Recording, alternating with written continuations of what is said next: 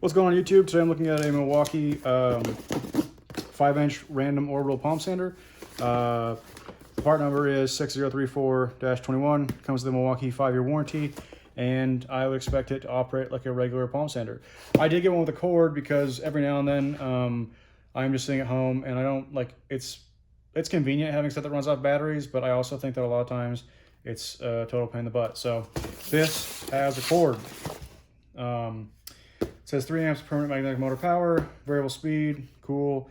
This is little circles. Looks like it comes with a little vacuum attachment, which connects to those sizes. Electronic soft start, anti-vibration design, plastic dust canner with filter. Cool, awesome. Let's open it up.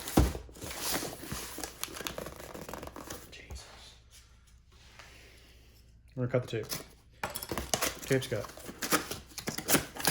Oh, it comes with a bag? No way. What a waste. Unnecessary expense. Okay, box is empty. There go the sunglasses. No big deal.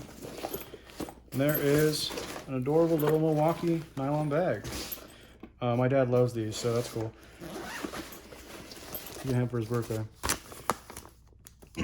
Milwaukee operator's manual for the 5-inch random orbital sander. Looks like we come with 2 sanding discs, fancy piece of cardboard, and oh, it's offset, that's cool, a random orbital sander, and our vacuum attachment. So, bag's empty, great. This has almost like a Velcro style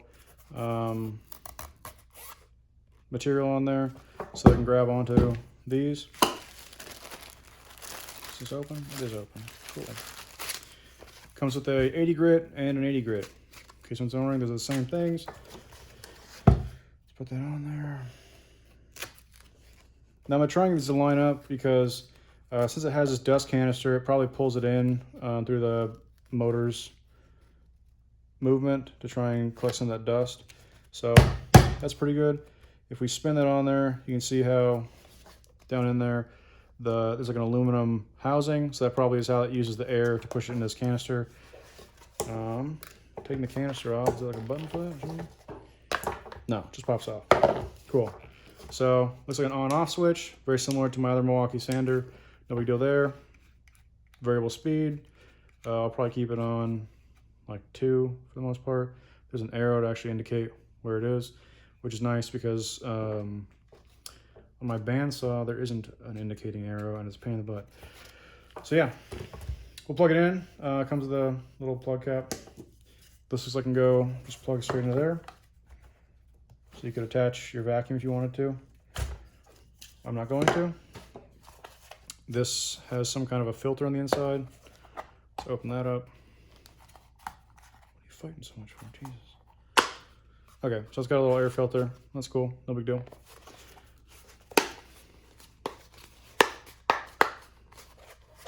There you go. All right, got our other sanding thing. Got some trash. Oh man. Looks like some warnings. I would just wear a dust mask and some eye protection when you're doing this, and ear protection. That looks pretty basic. Pretty basic. Pretty basic. Okay. Let's plug it in.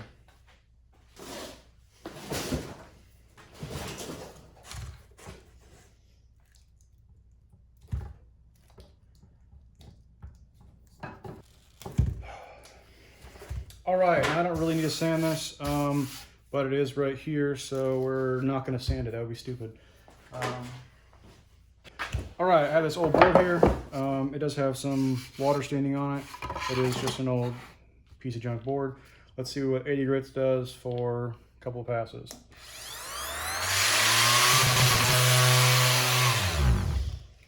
All right, so do a little bit. We are only on 2. Let's cook it up to 5 and see what that does.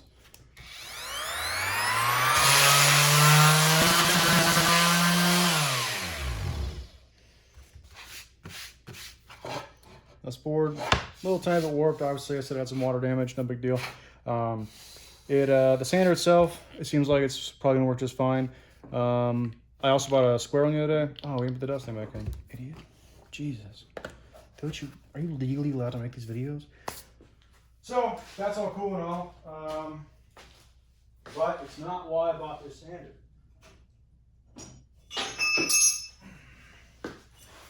I do a lot of steel work, and I wanted to see if I bought one of these, if it would be easier to use than like a little air tool, because they have the dual action ones that can both spin or just be the like random orbital stuff. So I want to see how this does for blending.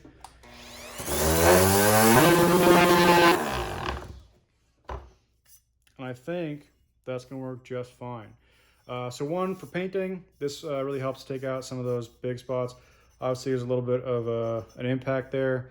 This is obviously just a piece of random scrap steel.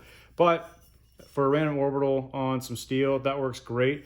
This works really well when you have two corners that are coming in together, or anything really that's flush, and you really want them to blend in. Because when you put paint on metal or on wood, but especially on metal, if there's any kind of a height difference there, it really stands out. So that's what I'm excited to use this thing for.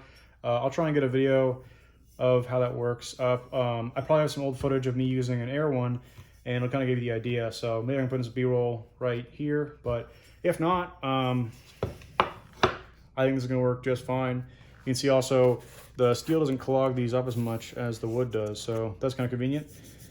But really helps with that finish there. So yeah, cool. That's about all I have to say. I bought this one, and I bought the little, where's that square one at? All right, I bought the square one the other day. This one I have been using for some wood projects. It is the 1/4-inch sheet sander. Did make a video for this one, wanted to, but I also want to use the tools that I buy, so I don't always make a video. But yeah, this one works really well as well. And that's just to show you that it works well. Cool. All right, also a 1/4 one, in case you didn't notice. So.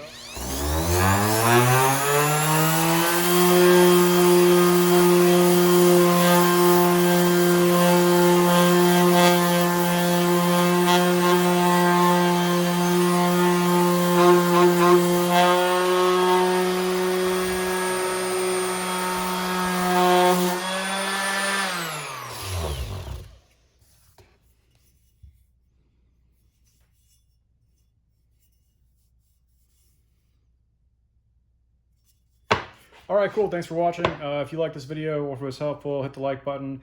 Subscribe if you want to see me open up other tools or some random gun gear or do some outdoorsy stuff. I don't know. This channel is kind of all over the place between my roommate making weird pipe videos and me just opening up tools and filson gear and occasionally like shooting things. It's kind of everywhere. But yeah, thanks for watching. That's it. All right, later.